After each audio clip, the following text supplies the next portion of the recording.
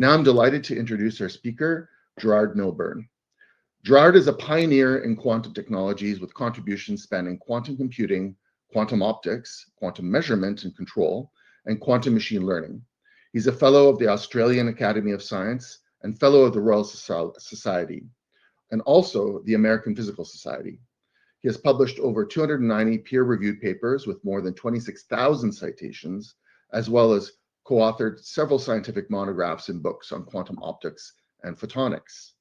Gerard has had an outstanding academic career in Australia, initially at the Australian National University and later at the University of Queensland, where he served as head of the Department of Physics in the 1990s and later as deputy director of the Australian Research Council Centre of Excellence for Quantum Computer Technology from 2000 to 2010. He was the chair of the Scientific Advisory Committee of the Canadian Institute for Quantum Computing and served on the Scientific Advisory Committee for the Perimeter Institute for Theoretical Physics from 2007 to 2010. And from 2011 to 2017, he was the director and chief investigator of the Australian Research Council Centre of Excellence for Engineered Quantum Systems. Gerard has also played an influential role in shaping national quantum technology programs in Australia, Canada, and the UK. And today, we'll be giving a talk titled Quantum Machines, Learning Quantum. Please join me in giving a warm welcome to Gerard. Gerard, take it away. Thank you, Alex. And thank you everybody for joining me today. I want to talk about something that I've become involved in since I moved to the UK at the National Quantum Computing Centre, and that is what is the nexus between quantum computing and machine learning. So I'll begin by just outlining what I'm going to talk about. I'm going to spend some time making clear the difference between sampling classical and quantum probabilities. They're both probabilities over measurement results, but they belong to quite distinct classes. Then I'll talk a little bit about the physical limits to classical and quantum physical learning machines, that is, machines that are engineered to implement learning algorithms, sometimes called entropic machine learning. Then I'll give an example at the end of a quantum smart sensor based on quantum control that uses machine learning as an essential part of its operation. So let me begin by talking about sampling classical and quantum probability distributions. So as everybody knows, over 100 years ago, we discovered that there are ways of intervening in the world that produce results, measurement results, that can't be explained by classical mechanics. But no matter how strange it gets, all experiments are generally written in terms of correlation functions, typically between interventions or initial conditions. Then you wait some amount of time and then you make a measurement and then you repeat this and construct the correlation functions. But the key point is no matter how strange it gets, it's always classical in and classical out. So the classical interventions are applying forces, magnetic fields, electric fields, perhaps injecting particles into a collision center. And the results are always measurements. And of course, once you have a measurement result, you can then use that result to change how you intervene in the system, which is the basis of control theory. So the key thing I'd like to focus on is that there's a nice way of putting together AI and quantum computing because they both share two important features. And they are algorithms for transforming probability distributions over data, and they both require, generally speaking, specialized hardware to run. Now, for most people, computing came out of a paradigm where you were given a known function and your objective was to design some sort of Boolean circuit to calculate that function. But we know, starting in the 50s, there was a different way of thinking about computation, not so much based on elaborate adding machines, but based on statistical properties of perceptrons. And in some ways, it's easier to think about computation in quantum mechanics as transformations of probabilities, which makes it easier to compare it to machine learning. So let me give an example of this common framework. So as I'm sure most people in this audience knows, in machine learning, the objective is to learn structure and uncertainty by modifying or mapping one probability distribution, then transforming it into another on the basis of sampled data, and then build that into the model so that once you have the relevant conditional probability distribution, you can use it for prediction. And quantum computing operates in pretty much the same way. And in both cases, you typically start off with some unstructured probability distribution, and then it becomes highly structured, and thereby reducing its entropy. I'll return to some thermodynamic issues a little bit later in the talk. So this is the standard architecture when we talk about deep learning algorithms. We have these devices which can switch from -1 to +1 or 0 to 1, depending on how you set it up. They can be deterministic or they can be probabilistic, and then you would sample the probability distributions in order to train them, and you train them by making measurements and feeding back onto these weights that connect the linear combination of inputs before going into one of these neurons. Okay, so nonetheless, if you wanted to build a computer to sample probability distributions, they always look like this. You have binary digits coming in. There's some clock signal synchronizing all the transistor circuits or all the stepping through the neural networks, multi-layer perceptrons. So they're binary digits going in, and then there's a bunch of transistor circuits sitting in there and binary digits come out. And of course, you can regard this as a Monte Carlo problem by thinking about how probability distributions over the input bits can be transformed into probability distributions over the output bits. A quantum computer is exactly the same. There are classical bits going in and quantum bits coming out. From that point of view, they're the same. But of course, we all know what's inside the box is very different. What's inside the box are not irreversible switches like transistors and MOSFETs and so on, but a very different set of physical elements that I'll come to in a minute. So the key difference between probability sampling in classical physics and probability sampling in quantum physics is that in quantum mechanics, probabilities are not primary. They are derived by the Born rule from something more fundamental that the theory enables you to calculate, and that doesn't really have a good name. It's just generally referred to as a probability amplitude. And so a quantum computer transforms bit strings by transforming probability amplitudes over classical bit strings. In the case of a quantum computer, let me stress, it's classical bits in, they're the classical controls going into the device, and it's classical bits out, they're the results of measurements made upon the output. If you don't make any measurements, you've basically done nothing. So in the case of a quantum computer, computation can be regarded as the controlled interference of probability amplitudes. And the idea is that a quantum computer will design algorithms that exploit that interference to achieve greater computational efficiency, or in the setting that I'm using here, greater sampling efficiency. So in quantum mechanics, probability is not primary, you need probability amplitudes. Here's an example which I call the Large Boson Collider. It's a pretty important piece of technology now in quantum computing. Basically, you're looking down on a bunch of coupled waveguides on an integrated photonic circuit. The waveguides are coupled at various points, which I've indicated in those various regions. There's 3 in region 1, 2 in region 2, and 3 in region 3. In this way of thinking about it, we put single photon pulses in at the input. So in this case, I put in 3 single photon pulses at 3 different inputs and nothing at the other 3. And these devices, if they operate perfectly, don't change the total photon number. So if you put 3 in and none are lost, 3 come out. But what changes is where they come out. And what we'd like to do is to be able to compute the probability distribution over detection events at each of those photodetectors at the end, N1 down to N6. And the way it's done is you first have to compute a complex conditional probability amplitude that tells you, given what the input string is for the single photon pulses, what's the probability of a given count sequence. So you can write that probability distribution as effectively a sum over all the different paths that the photons can take from input to output. And the key point about this thing is it's a product of paths that lie between the 3 regions that I mentioned before. And each of these numbers that are multiplied together here, there are 3, each of these numbers can be complex. And nonetheless, the sum is always restricted to 3. The total number of excitations is equal to 3, but as it passes through the device, there's a chance that there'll be 2 in one mode and 1 in another, or 3 in one mode and none in the other. And the key thing is that this requires computing a permanent of an n by n matrix, and that n by n matrix is essentially just a scattering matrix that tells you how photons scatter through the device. Surprisingly, calculating the matrix permanence is a sharp P complete problem, and thus very difficult.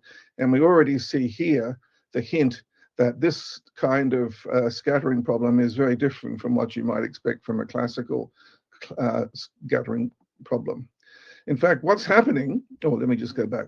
What's happening is essentially, because these things in here are the products of complex numbers, we have what's called a sign problem. If they were just all positive numbers, then this would look pretty much like just a sequence of conditional probabilities multiplying together in some Monte Carlo fashion. But here they can be complex, and therefore we have what's called a sign problem. And the only thing you could really do, well, if it's a small enough device, you could compute the permanent. But usually, if it's a big device, you'd better just build a device and let it run. And this, of course, is the basis of photonic quantum computing, for example, being implemented by Psi Quantum in the United States and Australia, and by Orca Computing in the UK. A slightly different version of this using squeeze states is being implemented by Xanadu, but it relies on exactly the same kind of interference of probabilities over many, many paths to achieve something that can't be easily simulated on a classical Monte Carlo device. So the key point here is a quantum switch, which we call a qubit. It's something which can have 2 states, up, down, plus or minus 1, whatever you want to call it. But it has many more states than a classical switch. Classical switch is only 0 or 1. But nonetheless, when you measure a qubit, you only get a single binary number.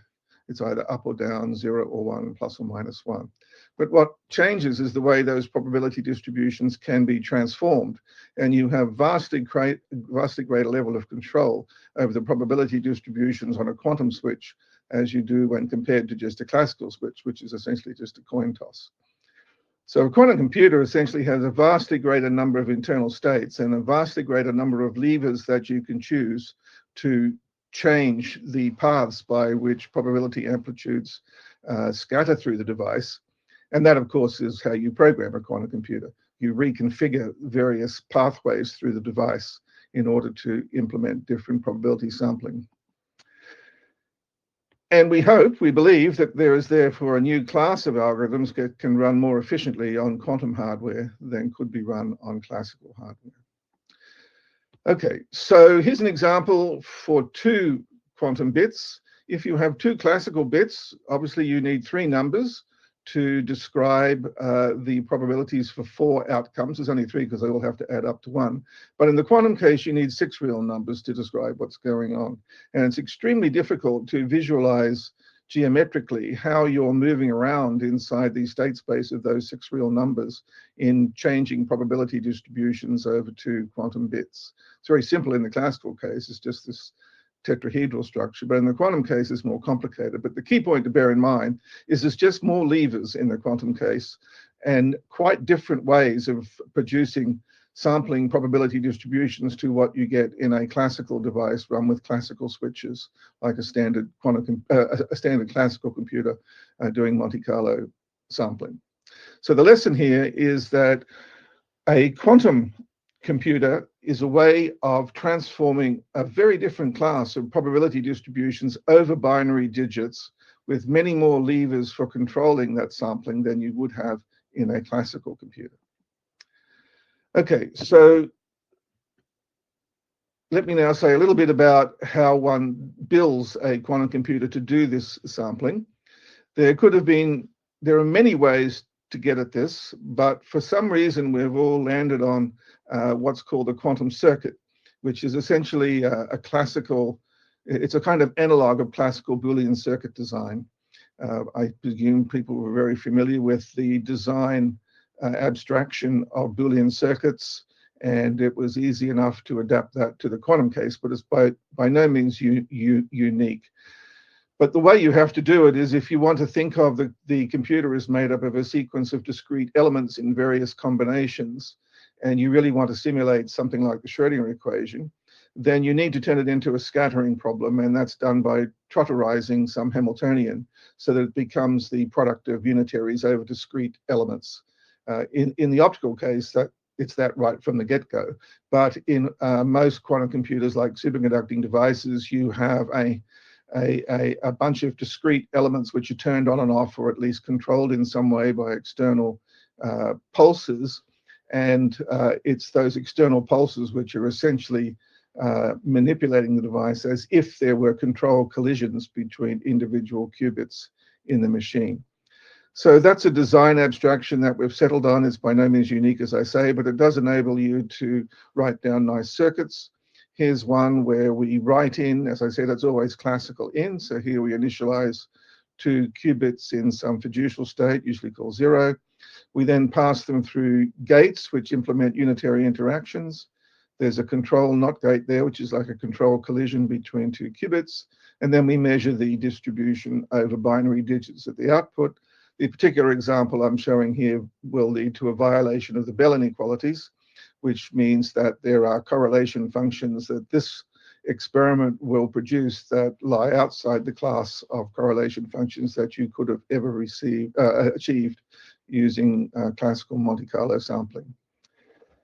Nonetheless, I want to stress there's a certain essential irreversibility here. It's often claimed that quantum computing is reversible. Well, it is in the sense that there's these unitary scattering matrices in the middle, but you have to irreversibly prepare the inputs. You have to set them all to 0 at the beginning, and you certainly have to measure them at the end. And so that's certainly irreversible. In fact, it's the other place where irreversibility enters is when you have to do error correction. I'm not going to talk about that, but error correction also has to pump out entropy being introduced by errors and pump it into low entropy ancilla qubits.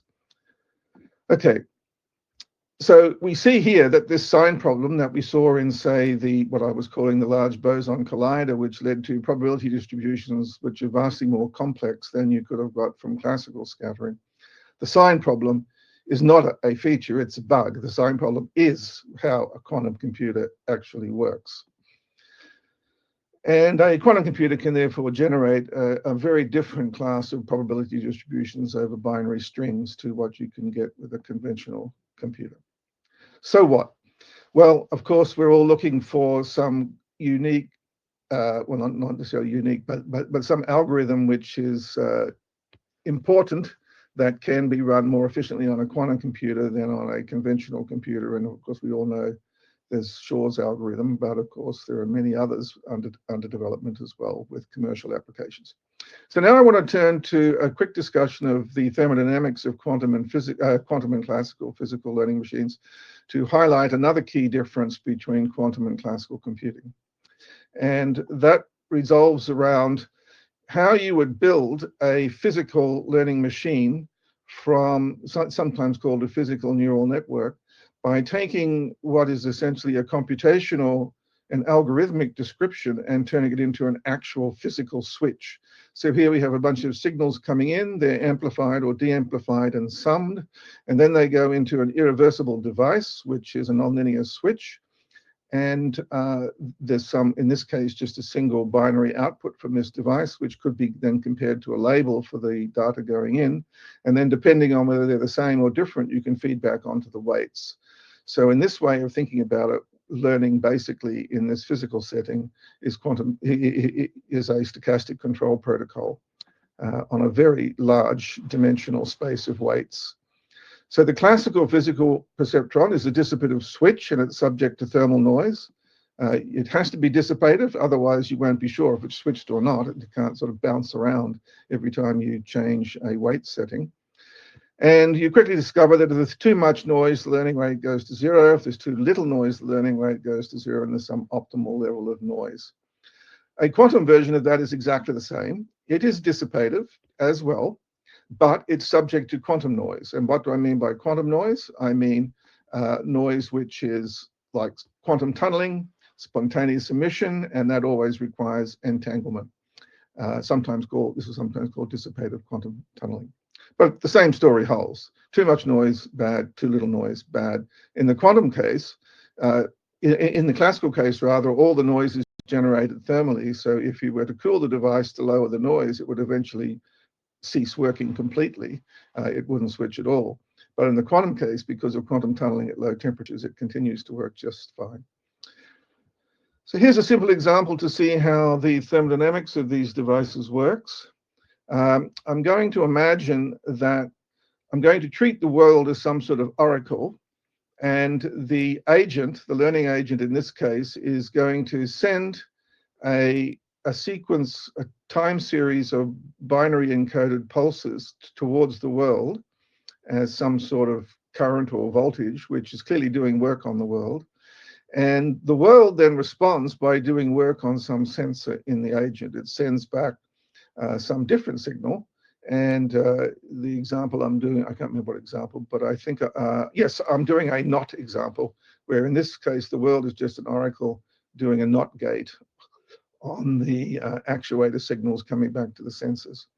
Now, to turn this into a learning device, the way it works is when you send a signal to the world, you simultaneously send an identical signal to an internal physical neural network in the device. In neuroscience, this is called the corollary discharge. Then the physical neural network, whether it's quantum or classical, doesn't matter, chugs away to try and produce a prediction of what the world will be indicating to the device, which is then compared with the actual signal coming back from the world. And an error signal is computed, which is then used to control the weights. And as I'm trying to emphasize, this physical learning machine is a highly dissipative device, and it's generating heat, or in the quantum case, spontaneous events. Now, it's a little bit technical here. To compute the error, what we do is we compute the time average of the squared separation between what's coming back from the world and what's coming back from the prediction engine. I tilde of S is the simulated sensation, depends on the weights. But if you think about those things as currents, that's basically just average energy dissipated. And in almost every way you would implement this thing, it would indeed be average energy dissipated. And T then would become sort of some learning epoch time. And if you normalize the signal power, you really just need a convolution between the simulated and the actual signal coming back from the world. You then do the usual trick, gradient descent, which involves looking at how the simulated signal varies with the weights. You then can use some sort of multi-layer perceptron structure to come up with a way of approximating the signal with a sequence of, in this case, tanh perceptrons in the simulation device. And beta here plays the role of temperature, and there's the weights W. This is just a one bit device. And you find that the rate of change of error depends on the labels and the data. I'll skip through most of this. The key point I want to get to is that the weights are assumed to be just running in some thermal Gaussian Ornstein-Uhlenbeck process running in the background. So in the absence of feedback, they all just settle into a great big Gaussian distribution over all possible weights. The diffusion constant here is then just proportional to temperature in a physical device. But when you implement the feedback protocol onto the weights, you modify this stochastic differential equation so that it picks up a very nonlinear drift term. It still has the diffusive terms, and it still have relaxation terms. And it's that nonlinear drift term which enables you to transform probability distributions dramatically through the training protocol. Let me just show a picture. So here's an example where I took a range of weights and set it up so that as the thing began to learn, in this case it was learning a NOT gate, the weights all begin to converge on some particular positive value. It's a little bit easier to see if you look at the Fokker-Planck equation for the weight distribution. You can show that it starts off as this Gaussian distribution. That was just the Ornstein-Uhlenbeck choice. And as it trains, it becomes very sharp and peaked on one side rather than the other. And you can see just from looking at that, the entropy in the device, the entropy in the distribution has been reduced. And of course, the price that you pay is the heat generated when you're changing the weights in the dissipative switches that are being used to simulate the function that the world is trying to produce and the machine is trying to predict. So in this way of thinking about it, learning is just cooling in weight space and involves entropy reduction. And of course, this is fairly well known in machine learning that essentially machine learning is a kind of compression of distributions in the presence of data. Of course, for a 1-bit function, there are 4 1-bit functions. There's the NOT gate, the identity gate, and the 2 constant functions. So depending on, you can put in a bias and choose one or the other of the 4 1-bit functions. Here's an example that my colleague Natalia Aras at Oxford is building using single electron tunneling as a single quantum switch. It's working extremely nicely. We've been able to see the trade-off between quantum noise and learning rates, and she'll be publishing a paper on that pretty soon, I hope. But the key thing I want to emphasize is that it works just as well in the quantum domain, which is what she is doing, where everything is dominated by quantum tunneling through electrostatic barriers.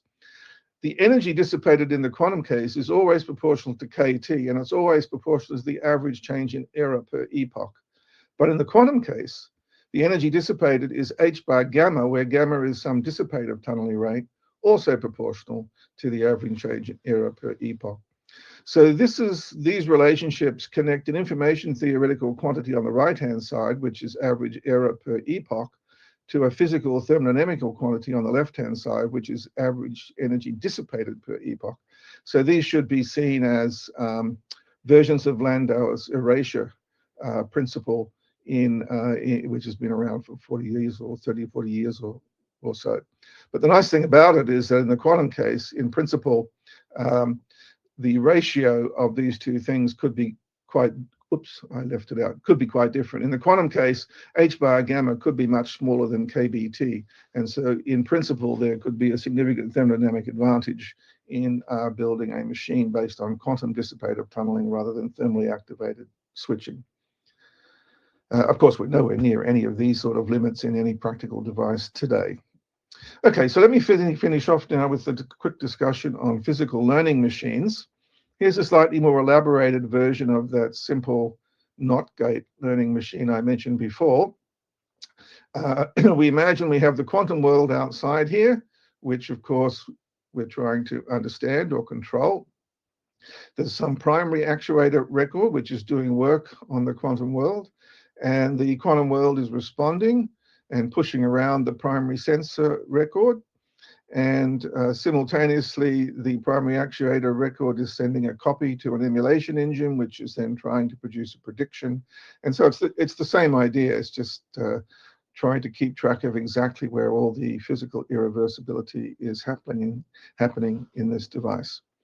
So what we'd really like to do is to build a machine like this that operates fully autonomously, that pushes the quantum world around, and the quantum world responds. The machine makes measurements upon the system as it responds and tries to learn, first of all, what function the world is implementing, and secondly, having learnt that function, to control the world. So switching from learning to inference. In this case, the switch from training to inference is the switch from learning to control.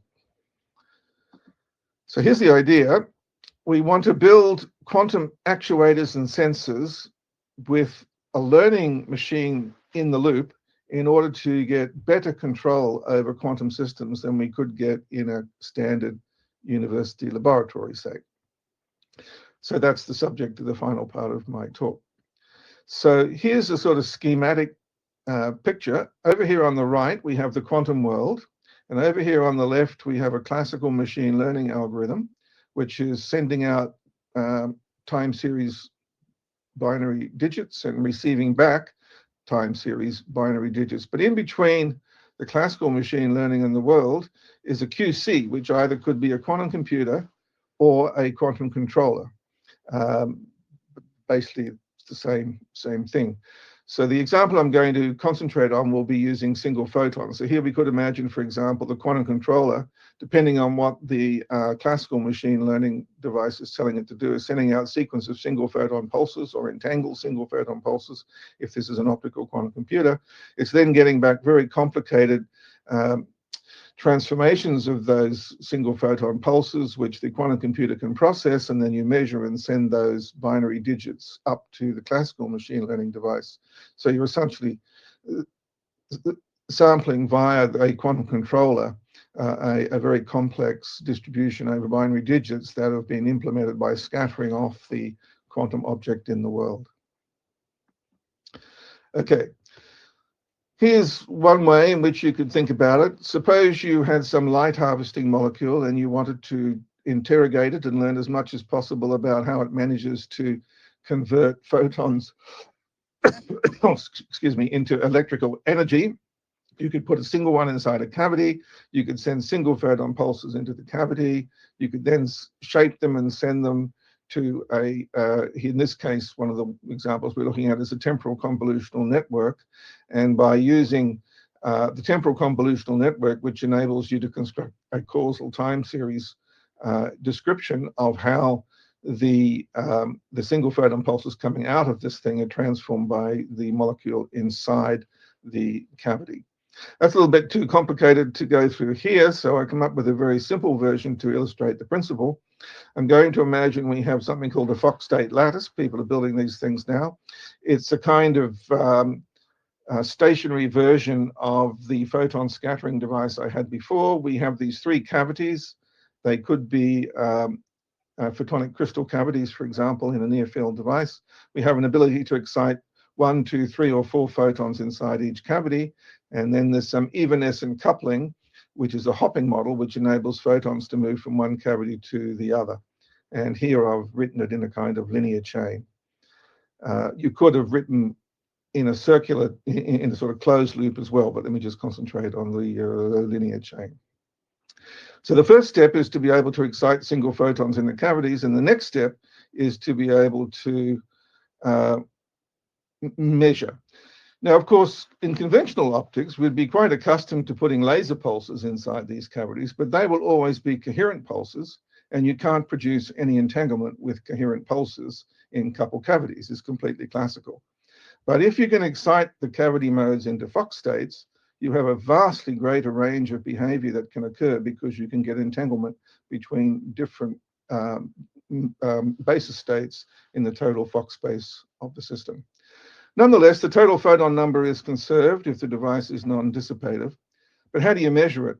Well, we've also, oh, did I put that picture in?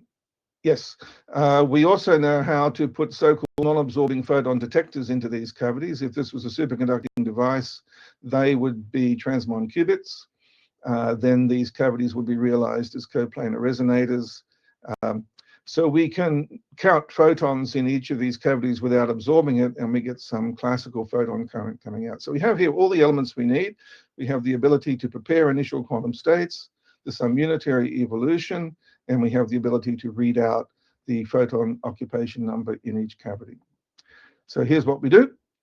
We have a read and write classical pulse going into each of the cavities. We have possibly a fully ring-type coupling, but basically it's a controllable photonic molecule where instead of loading electrons into atomic potentials, we're loading photons into optical potentials, optical cavities. Okay, so there's a lot of activity in this space experimentally. There are lots of tricks that people have now come up with for creating large Fock states inside cavities of this kind, and that technology is only going to become more and more useful over the next year or two. So first of all, let me contrast what happens between the classical and the quantum. If you excited classical coherent states in each cavity, you might say, well, let's constrain the average photon number in each cavity to be N1, N2, and N3. But I stress it's only average. In the Fock case, it's literally N1 photons in cavity 1, N2 cavity photons in N3. And then we just compute the average of photon number in each cavity. And sure enough, you see the dynamics in this linear configuration is completely different in the coherent state case, where you can get complete transfer. Here I started it off with 2, 0, 1. 2 photons in the first cavity, none in the middle, 1 in the second, or a coherent state with on average 2 photons in the first, none in the middle, and 1 in the second, and you get completely different dynamics. And the reason that's happening is in fact because the quantum version, oh, here's just an example of what the probability distributions look like, just to show you how incredibly different they are. Here's the initial state with exactly 201 state occupied. The quantum case only has an average of 201 photons, so we get a distribution over photon numbers over the various configurations. It's a bit hard to see here, but it goes from 300 up to 003 with 201, so on, all the different configurations. But the quantum case and the classical case are completely periodic. If you look at half a period, in the classical case, almost everything is in one mode, but in the quantum case, it's still highly entangled across many modes. So here's a very nice example of how quantum dynamics leads to a completely different kind of probability transformations to what you would get classically. The reason it behaves very different quantum mechanically is, in fact, this is an SU3 Schwinger boson. This molecule executes dynamics in an 8-dimensional space. SU3 has 8 generators, and the Casimir invariants dramatically constrain what kind of behavior this system can exhibit. So it's completely different to what you would get in the classical if you excite the cavities in classical coherent states. I won't say any more about that because I just want to show you the results. So the learning task I'm going to put into this problem is I'm going to imagine that one of the cavities is going to have an end mirror that can move, which detunes the cavity. That, for example, could be coupled to a proof mass in an accelerometer if you were trying to build a photonic accelerometer. Then we inject photons at fixed sites, which is what I call the quantum mode, or we inject coherent excitations at fixed sites, which is the classical mode. Then we wait some time and we measure the photon number in each cavity. And the training protocol will be to simulate not the long time probability distribution, but the probability distribution after some fixed time for a range of different cavity detunings in the last cavity in order to learn how the system, what the function is that it's implementing to change the photon number distribution in each cavity. So we're going to take initial coherent states with on average N1, N2, and N3, and initial Fock states. You can either choose a ring or a chain, and you can choose different occupation patterns. So let me show you the results. Here's an example of a coherent excitation versus a Fock state lattice, where I start with root 201 in the classical case and 201 in the Fock case. And in this example, the metrics, the R2 metric for the learning performance, this was done using a multi-layer perceptron in scikit, by the way. But in this case, the Fock state preparation was much, much better in learning the imposed parameter, the detuning of the end cavity. It's much better learning, much more reliable learning of that function than the classical preparation is. On the other hand, it's not always like that. If we go to the chain configuration, they both fail miserably. So both the pattern of excitation and the topology of the circuit matters enormously in getting some quantum advantage from learning in the context of this sensor. So you could also increase the average photon number in what I showed you before. I didn't make that clear, but the total photon number was fixed as 2. Here I put the total photon number up to 3, or the average total photon number up to 3. And now we're beginning to see not much difference. I stress this is a toy model. It's not a very practical model. You'd want many, many more cavities if you wanted to do something useful. But it's not too surprising that as you increase the number of photons, there's little difference between the two devices. Now, in the context of learning about molecules and biological molecules, you really don't want to put too many photons into the system because you'll destroy the thing you're trying to interrogate. So there is some motivation for coming out with quantum learning machines that can learn molecular behavior using many multi-photon excitation pulses. But what I was trying to show here is that the key distinction between the way quantum mechanics and classical mechanics samples probability distributions does give you a new protocol for building new kinds of smart sensors where machine learning is a key component of the protocol.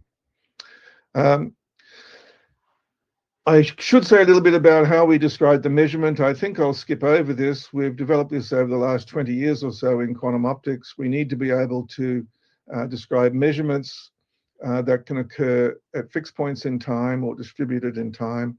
Suffice it to say, one can add in continuous time measurements into the cavities. They lead to dephasing, but in any given particular realization, you get a single quantum trajectory, a single classical current coming out of each measurement device that tells you how many photons are in the cavity. And so you can simulate this using the so-called stochastic master equation, or stochastic Schrödinger equation in this case.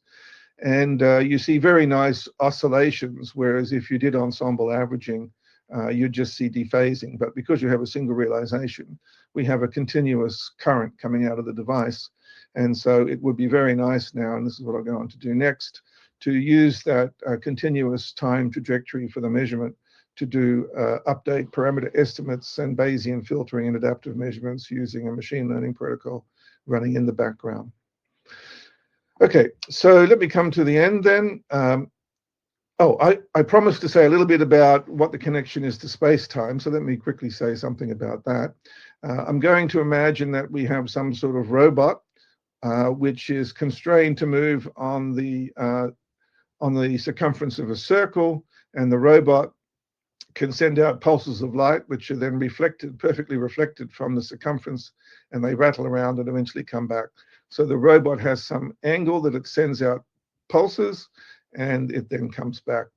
And its objective is to try and learn the relationship between the angle at which it sends out the pulse and the time taken for it to come back. You'll see in a minute why this could be a useful thing to do. So we set up training sets where I choose a head angle, and there's a little counter, a clock inside the agent. So it just waits till the pulse comes back. As soon as the pulse comes back, it sends out another one. And so we get this simple training data, which is made up of head angle and time taken. And of course, looking at this from the outside, we know exactly how to compute the time taken for head angle. It's just given by the number of reflections around inside the unit circle. Of course, you have to choose a rational a rational fraction of pi. Otherwise, you just get a Poisson distributed return times. But you can easily build a device where you can simulate all the data between head angle and the time taken for the counter to get the pulse back. And you can train, in this case, using nearest neighbor, to learn what the actual relationship is between head angle and pulse time return. Now, that's sort of trivial, but encoded in this is the fact that the geometry inside the circle is Euclidean. That's it's purely Minkowski, so that doesn't sound very interesting. But in a sense, the agent has learned that the space in the bulk in the interior of the circle is flat. You can change it by putting in a nonlinear refractive index, a spatially independent refractive index inside the circle, which gets smaller as you go towards the outside of the circle. And now all the orbits inside all the trajectories follow these curved lines, which you bump up to a third dimension, and they all basically become projections of great circles onto the equatorial plane. And in this case, what the agent will learn when it tries to calculate the relationship between head angle and return time is that there is none. They all take the same time. And effectively what it's learning is de Sitter geometry inside the interior of the circle. But I stress it never gets into the interior of the circle. Everything takes place on the boundary. So I hope you see that there's a connection here to holography. And the next step is to go on to look at purely quantum models based on quantum probability distributions from which agents can deduce something about the geometry by light pulses propagating in the system. Anyway, that was just a little example to show how learning could impact how we think about quantization for space and time. So let me conclude. I've tried to indicate that the quantum world offers a different class of controllable and learnable probability distributions, and essentially that's what quantum computing is exploiting. But quantum machine learning devices could also exploit that, giving quantum physical neural networks that are thermodynamically more efficient than the classical ones. And finally, the intriguing possibility that self-driving laboratories with quantum interfaces, quantum computers and quantum controllers, could learn more about the world than humans ever could, learn more about molecules and how to design molecules and build technologies that would work perhaps very, very well, but might be very difficult for humans to understand. So I'll finish there. Thank you very much. Oh, and I should thank my collaborators.